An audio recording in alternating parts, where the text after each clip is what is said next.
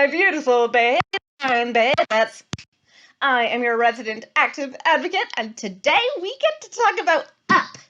This makes me a very happy human being because Up is a really, really good movie, and I would advocate for people making a full movie out of the first 8 minutes alone.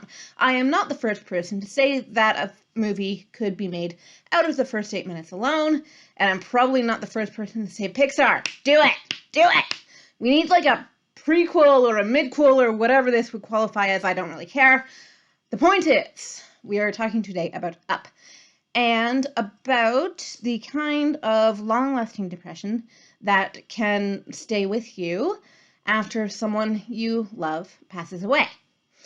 So, in this movie, spoilers ahead, we have Carl and Ellie, who are both very adventurous youths, and they meet when they're kids. Carl is very quiet compared to Ellie. She's very loud and boisterous and outgoing, and she's great, and we love her. And they decide pretty much right from the off that they're going to be really good friends. And then later they fall in love and they do get married. And you see in the first 8 minutes a montage of their life together. And whole bunch of stuff that goes down where Ellie realizes fairly early on in the marriage that she's not able to have children, but then they go on to have many adventures together, just the two of them. And their number one wish and goal is to get to the top of Paradise Falls, which is a location in a unspecified part of the world. Like, one may assume that it's in South America, but they want to go to Paradise Falls, and they keep saving up money throughout many years of their life together. And every single time they think that they've got enough, there's a new accident or catastrophe that happens, and they have to spend the Paradise Falls fund on fixing whatever it is that went wrong. So basically, together, the only unfulfilled dream that they've got is the Paradise Falls thing. But throughout their marriage, they work on something that Ellie gave to Carl on pretty much the first day they met, or showed to Carl. And it's like, this is my adventure book. And, you know, it's a book full of pictures and stories about all of her adventures as a very adventurous child, as an explorer. Right? So they keep the adventure book throughout their marriage, and they montage their relationship together. And it's a very beautiful thing. And after Ellie passes away, it's not entirely clear what happens. It could have been an injury, actually, because one of the things that you see is that they're going up a hill together to an old spot. I think it may be the spot where they first meet, and she collapses on the hill. But after she dies, and they are old by this point, by the way. This isn't an accident. This isn't an accidental death. This is probably just the natural course of aging. It could have been a heart attack, that kind of thing.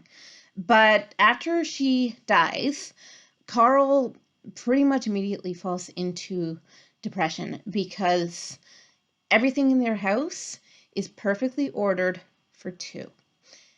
Two chairs side by side. You know, two spots at the table side by side. And just all these things that remind him of the other half that he sees now is missing from his life. Their mailbox also has, they had been painting, and he accidentally got his handprint covered in paint on the mailbox. So she puts paint on her hand and puts her handprint next to his. So they have that little reminder too. But it's implied by the wider audience within the movie at this point that Carl could have some form of Alzheimer's. That's not actually true, but what ends up happening is that the postman starts messing with the mailbox, and Carl says, "Don't you touch this, don't you ever touch this." And he ends up assaulting the guy and has to, go to a trial for it. but they let him off the hook, and he goes home, kind of he's not happy. He's very unhappy at this point, and takes out the old adventure book that he hasn't looked at in quite a long time. And on the very last page, Ellie had written an inscription that said, "We have had so many adventures together," or "Thank you for all the adventures we had together. Now go have one more." And there's the picture that they had had from long ago of Paradise Falls. And, he says to himself, come hell or high water, I'm going to get myself to Paradise Falls. I'm going to sort of vicariously go through with her dream and take her with me, literally by taking my house with me. One thing I glossed over is that he is a balloon salesman.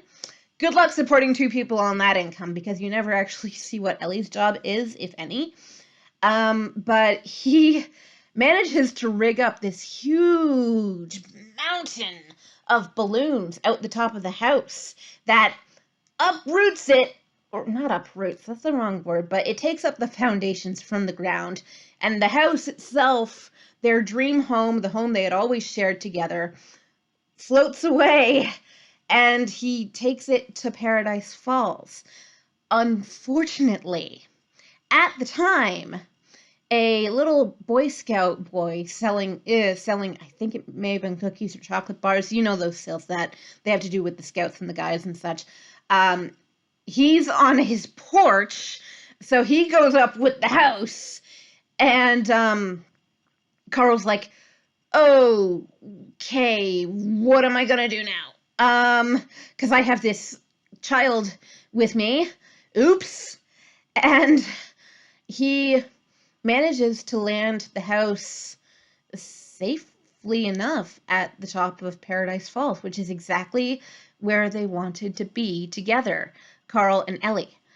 Unfortunately, when they get there, there's this other explorer guy that Carl and Ellie had idolized when they were little children, and he lives on the island. And I want to talk about his psychological profile, because this guy, much like Carl, has what you could argue is an unhealthy obsession.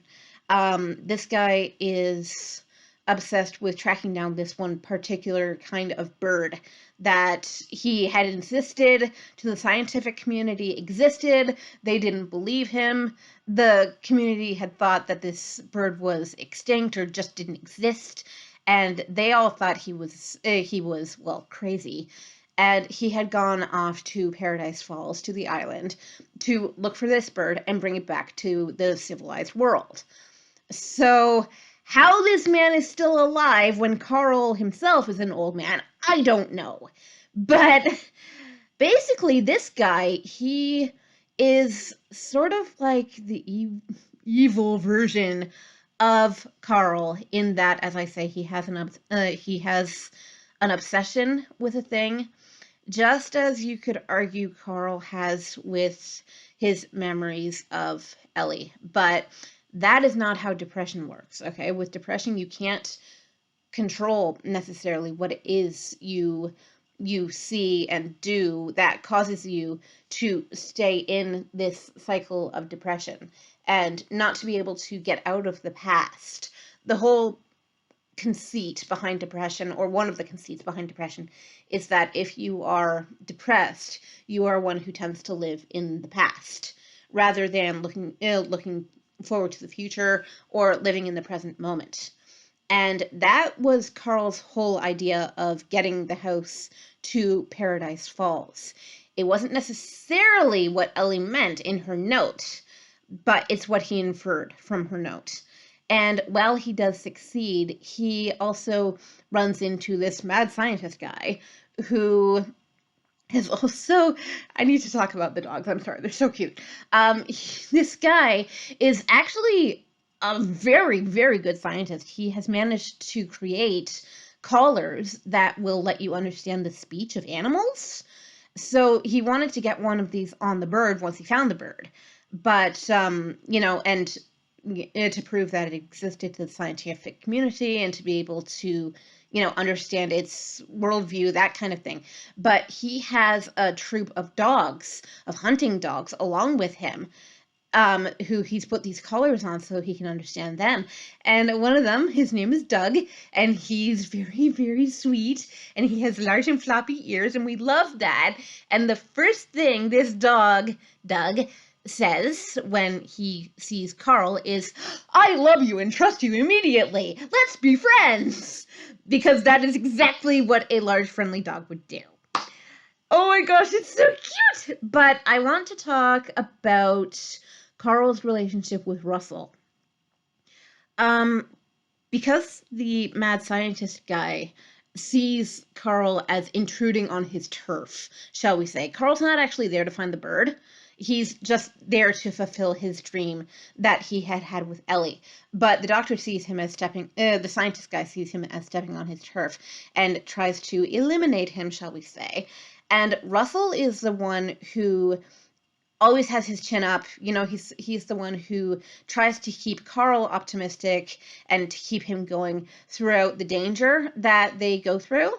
And I'm sorry, I just remembered what Russell was doing on Carl's porch.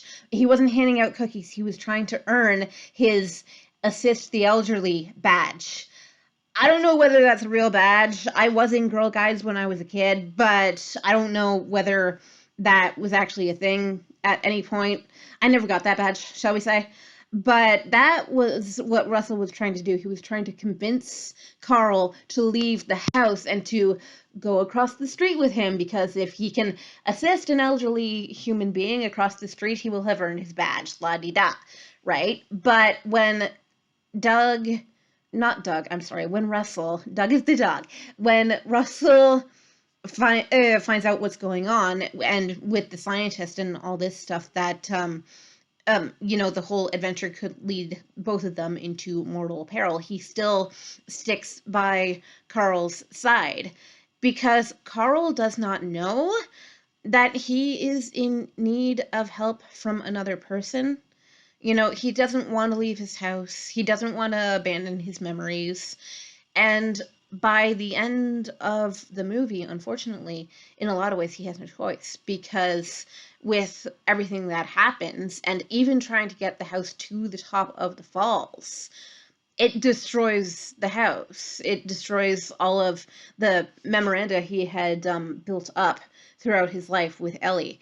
And by the end, though, because of everything he's been through, and because by this point he has learned to value other people, and Russell in particular, I'm talking about Russell, okay? This very spunky, happy, outgoing boy who really just wants to help, and Carl does not let that in until his house is destroyed, until he has literally no choice but to let go of the past. And he says to Russell at the end, "You know what? It was just a house. I still have my memories. I still have the book." He does still have the book. And that, I think, is a very important aspect of the story. He has his memories. He has all his time. He has the book. Now, also, he has Russell. Because the one element that one could argue was lacking in Carl and Ellie's relationship was the presence of a child.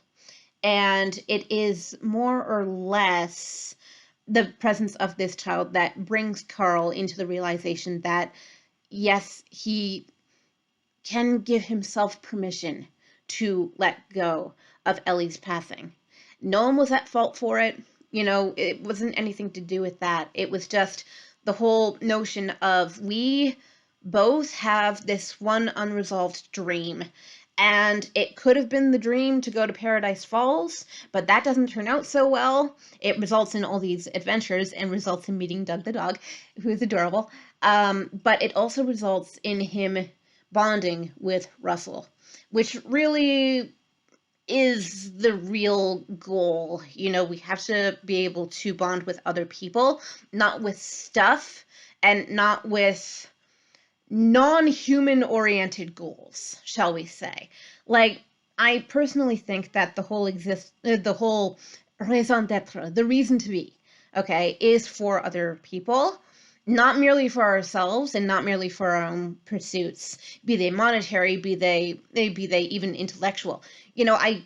I definitely believe in the whole idea of building up your mind, of learning wherever you can and from as many different people and perspectives as you can.